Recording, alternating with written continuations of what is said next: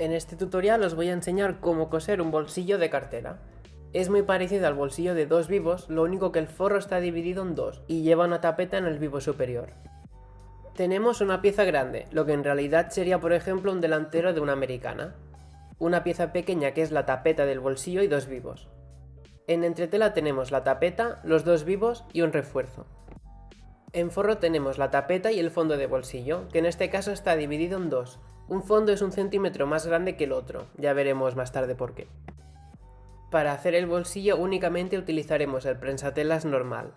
Para empezar nos marcaremos la abertura del bolsillo con tiza por el derecho.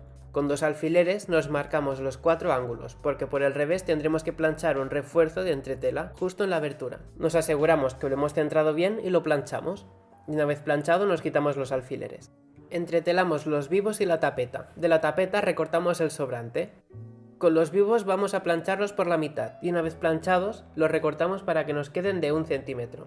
Se hacen más grandes y después se cortan a 1 centímetro porque si hiciéramos el patrón justo, dependiendo del grosor del tejido nos podría quedar un vivo muy pequeño. De esta manera nos aseguramos que siempre nos quedará de 1 centímetro.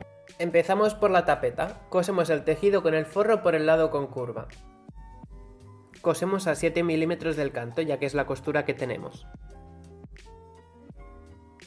Rebajamos la curva y hacemos piquetes para que al girar nos quede más suave.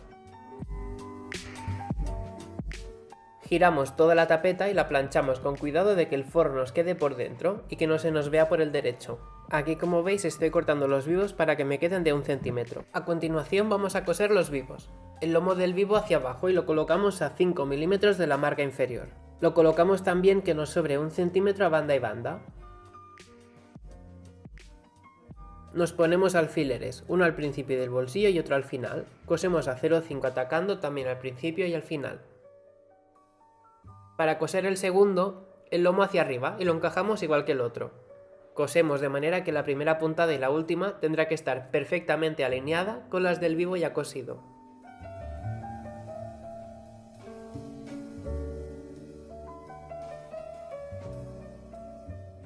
Nos tiene que quedar un rectángulo perfecto. Una vez cosido, colocamos la tapeta en el vivo superior, derecho con derecho. Lo cogemos con alfileres y volvemos a coser por el revés. Para colocar los forros tendremos que tener en cuenta que uno es más largo que el otro. Eso es simplemente porque uno de ellos tiene que rellenar el centímetro de la abertura del bolsillo.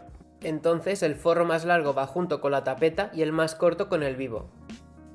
Derecho con derecho lo ponemos con alfileres y volvemos a coser por el revés, tanto en la costura de arriba como en la de abajo.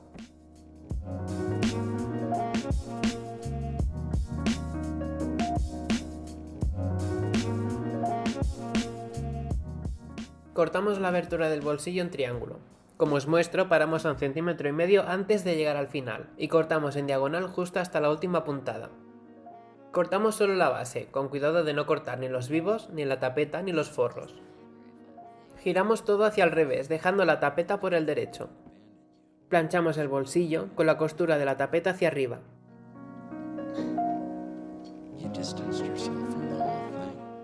Cerramos los vivos del bolsillo, atacamos cogiendo los dos vivos y el triángulo que hemos dejado al cortar en diagonal.